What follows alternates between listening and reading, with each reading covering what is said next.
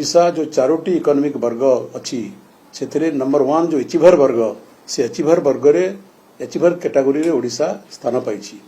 ए सुजोग में आशा करुच्ची आसंता काली जो बजेट सरकार उपस्थापन करेंगे ए सुजोगर संपूर्ण उपयोग करेंगे एवं राज्यर अर्थव्यवस्था को आहरी ऊर्ध्वगामी करने जो बेग आम देकर छाड़ी जाइछु से बेग को आहरी बेगगामी करने सकल व्यवस्था बजेट करेंगे। जदि ए सुजोग को सरकार हरइबे सेटा ओडिशार अर्थनीति को पुणी निम्नगामी करिवार यथेष्ट संभावना रही।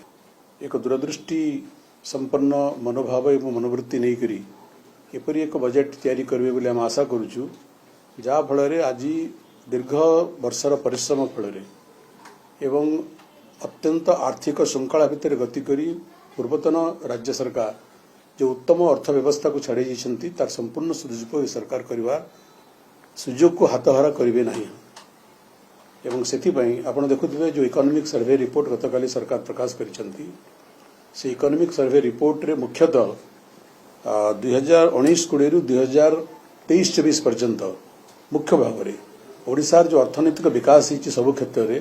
तार उल्लेख करा जाइछि एवं सर्वभारतीय क्षेत्र में ओडिशा विभिन्न क्षेत्र में विगत वर्ष मानकरे सुंदर अचीवमेंट करिछि एवं ओडिशा जो चारोटी इकोनॉमिक वर्ग अच्छी से नंबर 1 जो एचिभर वर्ग से एचिभर वर्ग रे एचिभर कैटेगोरी रे ओडिशा स्थान पाई। ए सुजोग में आशा करुच्ची आसंता काली जो बजेट सरकार उपस्थापन करेंगे ए सुजोगर संपूर्ण उपयोग करेंगे एवं राज्यर अर्थव्यवस्था को आहरी ऊर्ध्वगामी करने जो बेग आम देकर छाड़ी जाइछु से बेग को आहरी बेगगामी करने सकल व्यवस्था बजेट करेंगे।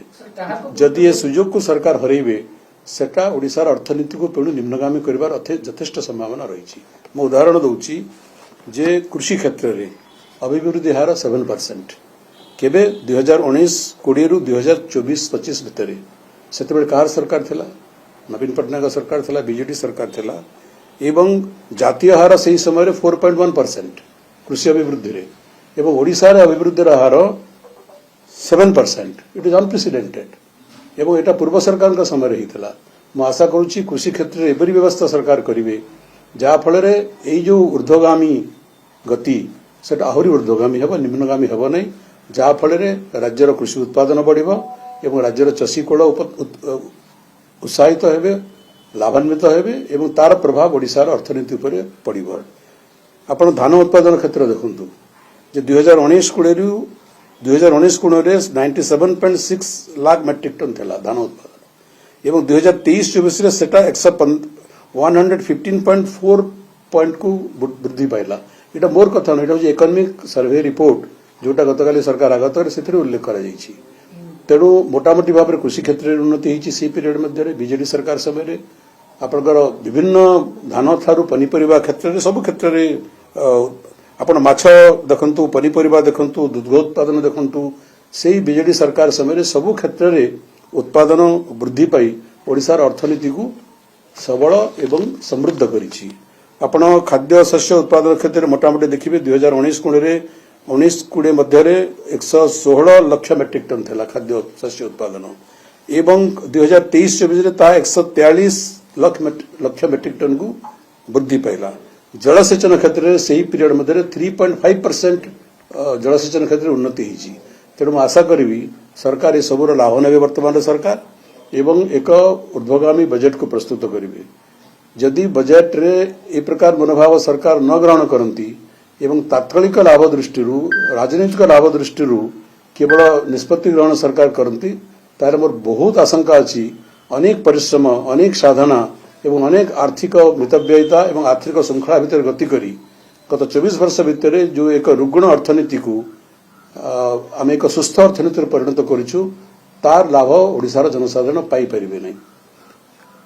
तृतीय कथा मुझे गोटे कहवाई चाहूँगी जे आपणकर पेट्रोलियम प्रोडक्ट डीजल पेट्रोल दाम जिते बढ़िबो अर्थनीति उपरे तार नेगेटिव प्रभाव हेबो एवं दरदाम वृद्धि से अधिकांश समय हुए। जेतेबेले भारतीय जनता पार्टी विरोधी दल रे थिले सब बेले दाबी करुथिले जे राज्य सरकार भैट कमे दियंतु एवं डीजल पेट्रोल दाम आमे सब बेले कहूँ जे केंद्र डीजल पेट्रोल दाम उपर टैक्स कमे दो।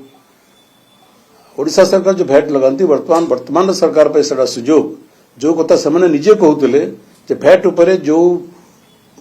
परसेंटेज लगा जाउछि ओडिशा सरकार जो कर लगाउछन्ति ताको कमी दियंतु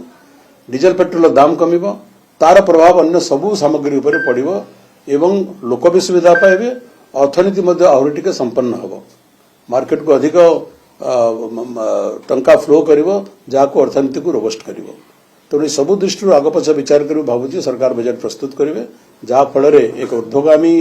अर्थनीति जोटा आम उत्तराधिक सूत्र छाड़ी आप जानती 47,000 कोटी टंका बड़का आम छाड़ी जाइचु ए सरकार पाई एवं से बड़का अर्थ को जदि ठीक भाव में सरकार व्यय न करी तात्कालिक लाभ पाई तात्कालिक राजनैतिक लोकप्रियता पाई जदि सरकार अपव्यय करेंगे ताहले अर्थनीति उपर तार व्यापक नकारात्मक प्रभाव पड़वार संभावना रही सरकार से बड़का अर्थ को भी ठीक भाव में व्यय करंतु एवं एपरि एक बजेट प्रस्तुत करंतु जहाँ फल जो ऊर्ध्वगामी अर्थनीति को आम छाड़ी से आहरी ऊर्ध्वगामी हम।